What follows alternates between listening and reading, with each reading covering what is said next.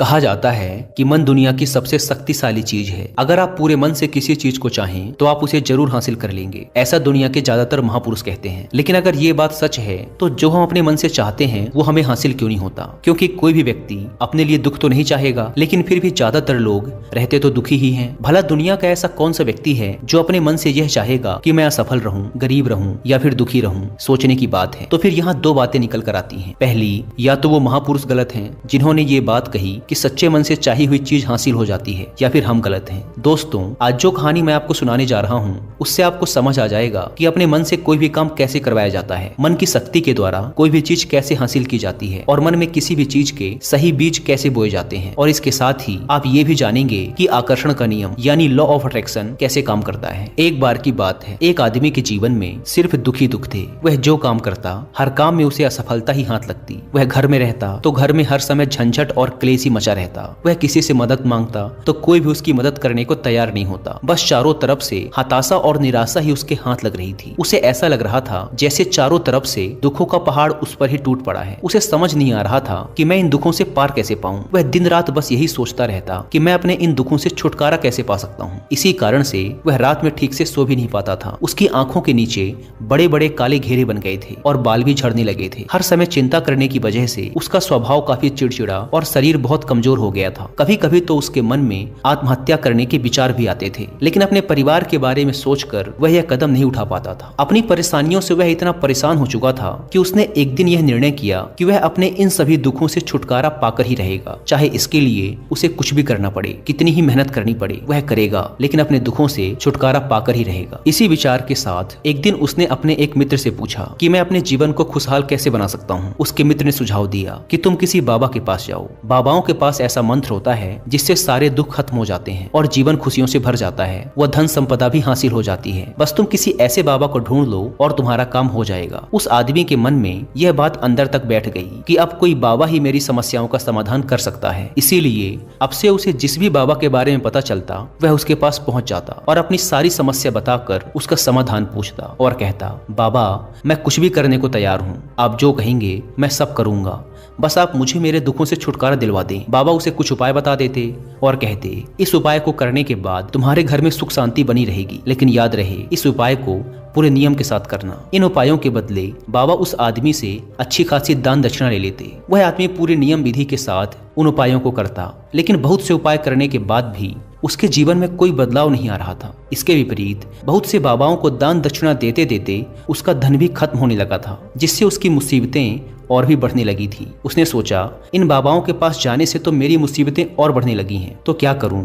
इन बाबाओं के पास जाऊं या इनके पास जाना ही बंद कर दूं? फिर एक दिन उसे एक आदमी ने सलाह दी कि तुम अपने घर में किसी अच्छे पंडित को बुलवाकर हवन करवाओ, पूरे विधि विधान से मंत्रोच्चारण करवाओ। इससे घर में जो भी नकारात्मक ऊर्जा होगी वह भाग जाएगी और घर में सुख शांति आएगी। उस आदमी के दिमाग में यह बात अच्छे से बैठ गई और उसने एक पंडित को अपने घर बुलवाकर हवन करवा लिया। हवन अच्छी तरह से संपन्न हुआ और उस व्यक्ति ने पंडित को अच्छी खासी दान दक्षिणा देकर खुशी खुशी अपने घर से विदा किया। हवन करने के कुछ महीने बाद तक उसके घर में सब कुछ ठीक चल रहा था। घर में सुख शांति भी बनी रही और उसके छोटे छोटे रुके हुए काम भी पूरे होने लगे। लेकिन कुछ महीनों बाद फिर से वही पुरानी वाली स्थिति वापस लौट आई। उस व्यक्ति को महसूस हुआ कि उसके जीवन में अब भी कोई महत्वपूर्ण बदलाव नहीं आया है। अब वह आदमी पूरी तरह से दुखी हो गया, पहले से भी ज्यादा परेशान रहने लगा। अब तो उसे लगने लगा था कि मेरे जीवन से दुख कभी खत्म ही नहीं होंगे। यही सब सोच सोचकर उसका बुरा हाल हो गया था। फिर एक दिन उसे अपने मित्र से एक ऐसे बाबा के बारे में पता चला जो समाधान बताने के बदले कोई दान दक्षिणा नहीं लेते। उस व्यक्ति ने सोचा, यह बाबा तो दूसरे बाबाओं से अलग हैं,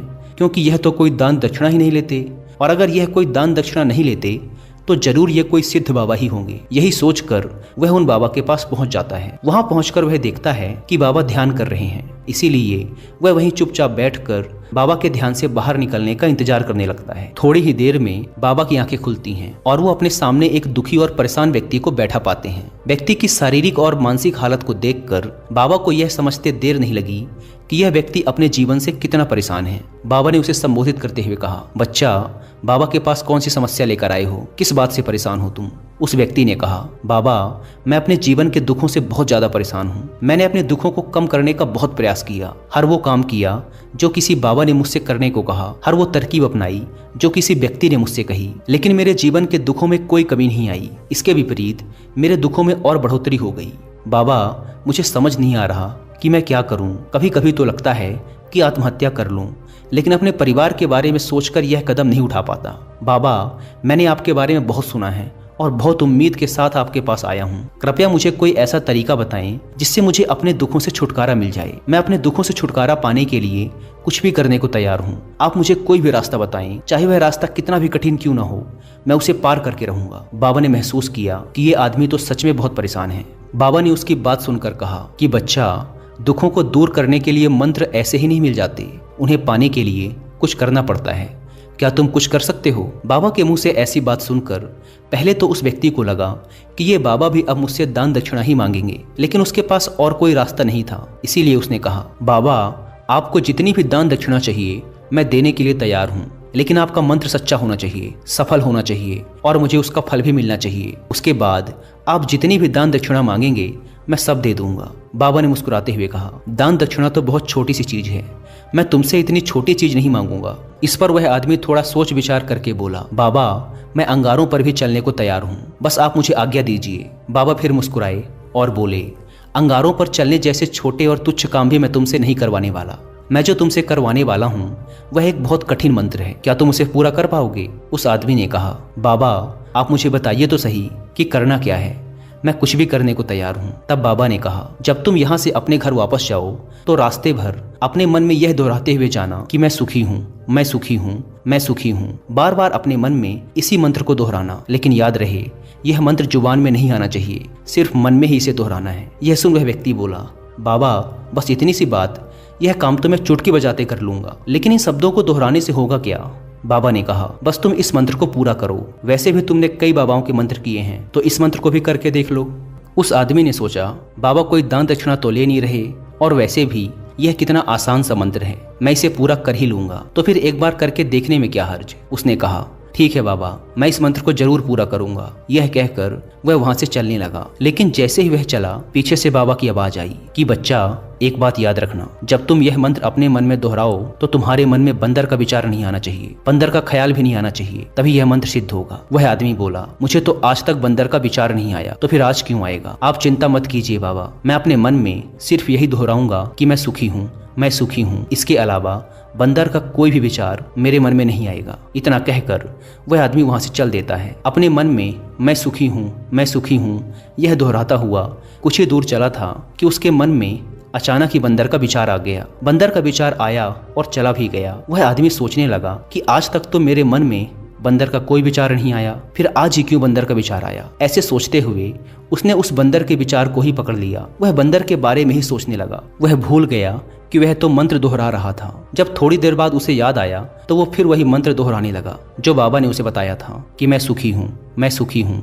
लेकिन कुछ ही दूर चलने के बाद उसे रास्ते में अचानक एक बंदर दिखाई पड़ा और उसके मन में फिर से बंदर का विचार आ गया। वह इस बंदर के विचार को अपने मन से बाहर निकालने का प्रयास करने लगा। वह प्रयास करने लगा कि उसके मन में बंदर का कोई भी विचार न आए। वह अपने विचारों से ही लड़ने लगा और इसी उधेड़-बुन के साथ वह घर पहुंचा। घर पहुंचने के बाद उसने अपनी पत्नी से कहा, ए बंदरिया, मुझे खाने में बंदर परोस दो। और जब उसे एहसास हुआ कि उसने क्या बोल दिया है तो वह अपने बाल नोचने लगा, दीवार पर सर पटकने लगा कि आज तक मुझे बंदर का कोई विचार नहीं आया, लेकिन आज मुझे यह क्या हो गया है? हर जगह बंदर ही बंदर क्यों दिखाई पड़ रहे हैं? यह कैसी माया है? यही सब सोच सोच कर वह आदमी रात भर सो नहीं पाया। पूरी रात करवटें बदलता रहा और जैसे ही सुबह हुई वह सीधे उन बाबा के पास पहुंच गया और उनके चरणों में गिरकर बोला, बाबा, पता नहीं क्या चमत्कार हो रहा है, आज तक मुझे बंदर का कोई विचार नहीं आया, लेकिन कल से जब से आपने ये कहा कि मन में बंदर का विचार नहीं आना चाहिए, तब से मुझे हर जगह बंदर ही बंदर दिखाई दे रहे हैं। आदमी ने कहा, बाबा, मुझे तो आपके पीछे भी एक बंदर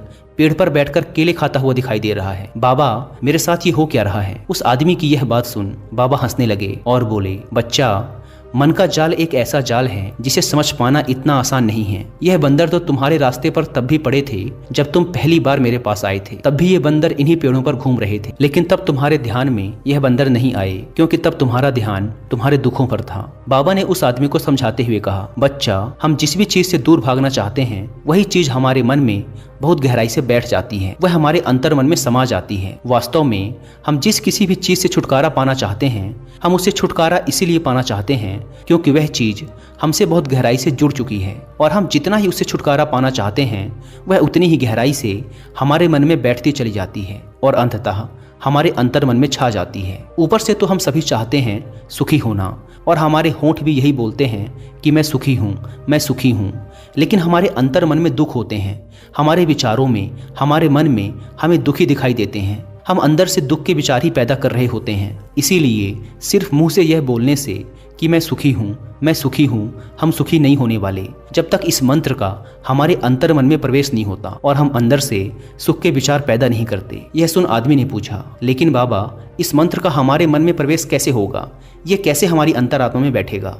बाबा ने कहा, बच्चा, अपने दुखों से लड़ना बंद कर दो। जब तक तुम अपने दुखों को दूर करने के बारे में सोचते रहोगे तब तक वह दुख तुमसे चिपके रहेंगे, तब तक वह दुख तुम्हारे अंतर मन में अपना राज्य जमाए बैठे रहेंगे। और जिस दिन से तुम उन दुखों के बारे में सोचना बंद कर दोगे उसी दिन से वह दुख तुम्हारी जिंदगी से गायब हो जाएंगे, क्योंकि किसी भी चीज से छुटकारा पाने के लिए हमें उस चीज के बारे में सोचना पड़ता है, और हम जितना ही उस चीज के बारे में सोचते हैं वह उतनी ही गहराई से हमारे मन में बैठती चली जाती है। हम ज्यादातर समय अपने दुखों के बारे में ही सोचते रहते हैं। हम यही मानते रहते हैं कि हमारे जीवन में दुख हैं और हमें इनसे छुटकारा पाना है। इसी तरह बार बार सोचते रहने की वजह से वो दुख हमारे अंतर मन में घर कर जाते हैं और हमें इसका पता भी नहीं चलता। इसीलिए अगर तुम अपने दुखों से छुटकारा पाना चाहते हो तो दुखों से छुटकारा पाने के बारे में सोचना छोड़ दो और तुम्हें तुम्हारे दुखों से छुटकारा मिल जाए। दोस्तों, आपने देखा होगा अक्सर लोग धूम्रपान छोड़ना चाहते हैं, शराब छोड़ना चाहते हैं या फिर किसी गंदी लत को छोड़ना चाहते हैं। वह सुबह अपने आप से वादा करते हैं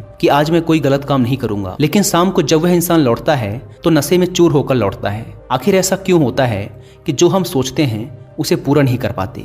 असल में हम उस समस्या को बहुत ज़्यादा महत्व दे रहे हैं। जब भी हम उस चीज़ को छोड़ने के बारे में बहुत ज़्यादा सोचते हैं तो अपने मन में उस चीज़ की इम्पोर्टेंस, उसकी अहमियत बढ़ा देते हैं, और हम जितना उस चीज़ के बारे में सोचते हैं हमारा मन उतना ही उस चीज़ की ओर भागता है। हमें उस चीज़ से लड़ना नहीं है, बल्कि बिना सोचे गुजर जाना है। और अगर इस चीज़ को हम अच्छे से समझ जाते हैं तो फिर हम अपने जीवन में जो भी पाना चाहते हैं उसे अपने अंतर मन में डाल सकते हैं। और अगर एक बार वह लक्ष्य हमारे अंतर मन में बैठ जाता है तो फिर सफलता पाने में कोई समस्या नहीं आएगी, कोई परेशानी नहीं आएगी। दोस्तों, उम्मीद करता हूँ कि आपको यह वीडियो पसंद आई होगी। धन्यवाद।